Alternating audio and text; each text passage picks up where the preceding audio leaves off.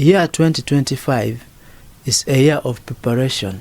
As we are all aware that we are only remaining some months to elapse the entire year, and we are going into full election of 2026 presidential election. So I want to prepare myself to our audience as we are looking for appropriate word that God is going to help us, guide us, and stand along with, so that we are fully equipped. This year of 2025, it is a year that if you're a Christian outside there, who lives here in Uganda, and you're outside Uganda, it's the year of praying for the country. So first and foremost, I want us to look at the confidence first. When we are going to stand amidst certain challenges, we need to first look at our confidence first. How confident are we? How ready are we? The readiness matters with the confidence that you put. So the first confidence stands in our word. The word that I want us to look at is the word that comes from the book of 2 Kings chapter 7. When we start reading it from 3, slowly by slowly, up to 20. It's the word of confidence about the dreaded skin men, or you can call them men who were attacked with leprosy. They had leprosy all over their body. These are men who were not fighters. They were just living a life of no hope. They left hope aside because they knew they were looking useless to the world and they could no longer fight anymore. They were just there, living their life. So I want you as a Christian, go and read 2 Kings chapter 7, start from 3, continue up to 20. You will finish and wrap up the story very well. But I want us to start from this journey here, that this scenario happened in Samaria. Samaria is a city found in northern Israel. This is a city which were built by the children of Israel, and these children of Israel are part of the children who revolt. What do I mean? These are the children who came out from their brothers who were from southern Judah. And the southern Judah was one of the Israel's children who were combined and were following the doctrines, were following the kingship that comes from the house of David. Now, we all know that David had a son called Solomon. And then Solomon begot Rehoboam, who, plus his brother, who became king after Solomon. And then he put on high taxes. He increased on the taxes many times for the elders, and then the elders decided to revolt. They said, no, we are not going to stand in this kind of leadership anymore. We are not going to believe in the kingship that comes from the house of David. They pleaded with the boy, please reduce for us. And he refused. Instead, he increased 10 times. Say, you see, that is it. If you are not going to be in position to fulfill paying the tax just like how I used to pay my father, this time you're going to pay me 10 times.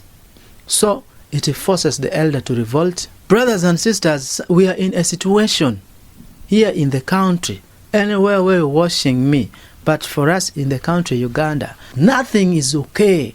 There is total poverty, there is total struggling, high cost of living. School is very expensive, living into a very difficult life. Rentals are expensive, electricity is expensive. Are you seeing high taxation? We are even facing it right here in the country. So this is the scenario which made the children of Israel to revolt. The elders, they revolt against Rehoboam. They say, no, we are no longer going to be, you're not going to be our king. But we can take your brother, who is coming from the same lineage, we cross and we go to the northern department of Israel. We start a life from there. So, ladies and gentlemen, that brought a revolution. The revolting started from there.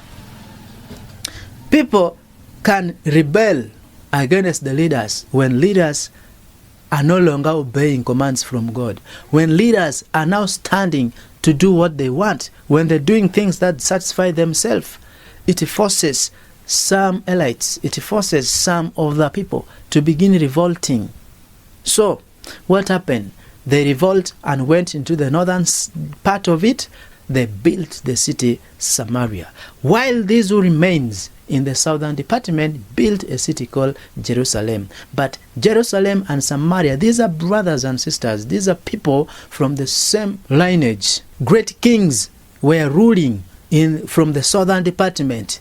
Yes, as much as great kings also came from the northern department. Once these brothers started living from the northern department, and that is Samaria, as their great king. We had so many kings there, King Omrio and many other more. Very many kings who were operating, and even many prophets were found. From North Israel also got great prophets. Like first we can look at Prophet Elijah.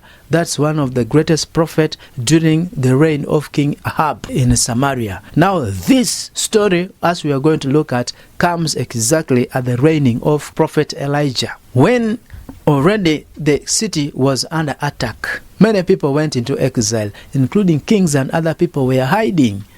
Now there were only the leprosy men who remained just there, sitting at the city gate. They have no hope.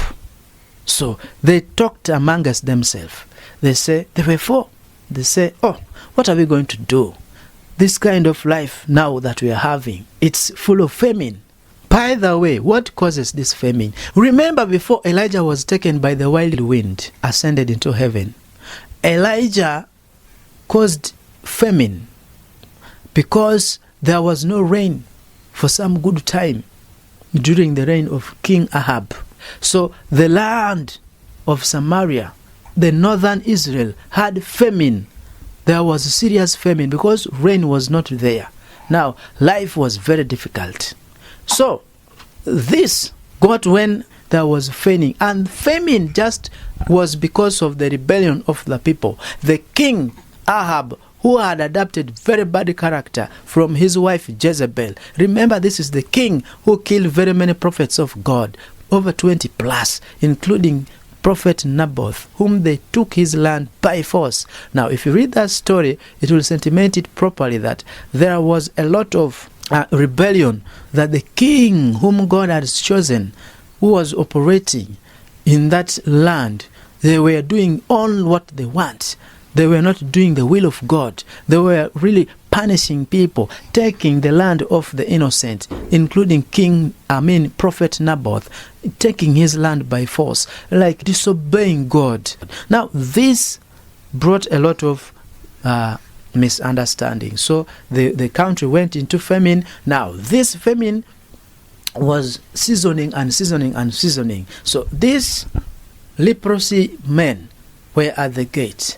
So they reason amongst themselves, if we remain here, in this place there is already hunger. There is serious famine. How are we going to remain here? When we remain here, how are we going to achieve living? They agreed. They say, you know what? Let's follow the army. Let's go attack let's go to the army's barracks. Let's go where the fighting is taking place. Remember, the armies had already captured into the midst of the city, and the kings have already locked their gates. They don't want any intruder to bypass. People were in hideout. So these four are you. These four who are very weak, who can't believe in themselves. They were only believing into dying. But let's go, at least we may get food from there. Because even if we remain here, it's already hunger. We are going to die. No one is cooking, no one is doing what. Let's try. We go there where there is a fighting. These four leprosy men, when they started going, when they reasoned and believed into themselves that let's go, for sure, God came out. God came out in their life. God assumed their movement to the enemies as if that there are very many in chariots and on horses. It assumes that there are very many. So the enemy perceives that, this time around, the king of Israel has decided to collide with the king of Egypt to bring many soldiers to come and fight us. Are you seeing? So the rebels said, no, we can't wait to die here. Let's run. Eventually, the entire city was free.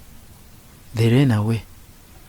4 leprosy men came and entered the gates of the city when it is empty. They ate, they drink, they took silver and gold and hid them. And then they say, but it is not good if we are doing things which is like this. We better go and report to the king, because he's our king. Let's go there and report. You never know. But let me tell you, they already became the owners of the city, because gold and silver now belongs to them. They have. If you understand this story very well, I am trying to suit something into your mindset. I'm trying to suit something into your heart. You are a Christian who've been praying. You praise and you are still praying. Better pray and put actions into things that you pray. If you see that the city or the country does not come into the expectation that you believe in, pray and put action that calls for change. And the living God shall fulfill it. He is the God that fulfills. He impacts everything from actions, prayer into actions, and summarizes it. You see, most Christians say, we are religious. We don't have to look into political things. I'm sorry for you. We are the masters of politics in the world. It belongs to Christian.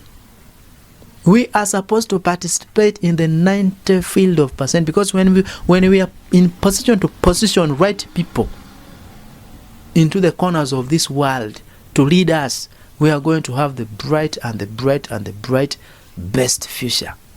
That is it. We are supposed to indulge into something so-called what? Action. We cannot sit. We cannot sit. If just someone who is a leprosy also managed to fight, then how about you? How can I be in a country where we pay expensive electricity, expensive rent, expensive school fees, expensive medicine, expensive airtime? Everything is... And we say things are okay. And we say we shall pray for it.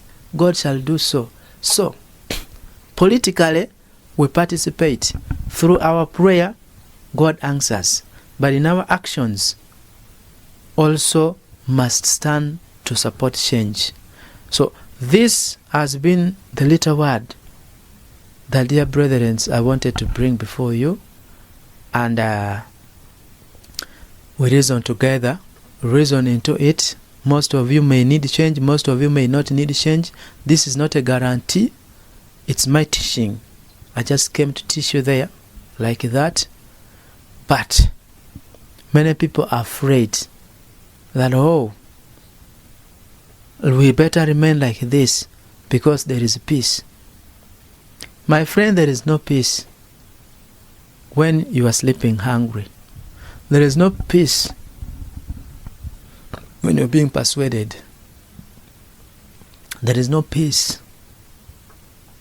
Peace that we talk about is when you can eat what your heart desires. One of the problems that we have with our brothers and sisters, that when you pray and you pray and you pray and you don't see any reply, because sometimes you don't put action. Pray and do something about it. Pray and emphasize on something about it. Yes, that is it. And there shall be answer. So this message, as I'm about to conclude, I decided to share it with you people. That if you're a Christian, you want to run for politics, political department, you're going outside there, you want to become an MP, you want to become a president, please go. Please go and represent us. Please go and be there. Please go and we support you. We shall know that our Christian son, daughter, brothers, sisters, they are there. And because you're godly, you're going to do for us something. This thing, people are speaking in the curtain inside there. They don't want the world to listen. But I have brought it open for you. You might be the person I'm talking to. Maybe you're fearing. I've given you an example of the leprosy men. 4 of them, but they became the owners of the cities. The corners of the city melts in their hand. They own gold and silver. And that is it. We need to be wealthy to serve the Almighty God satisfyingly. So God bless everyone. Thank you for watching this. Please share it in Jesus' mighty name.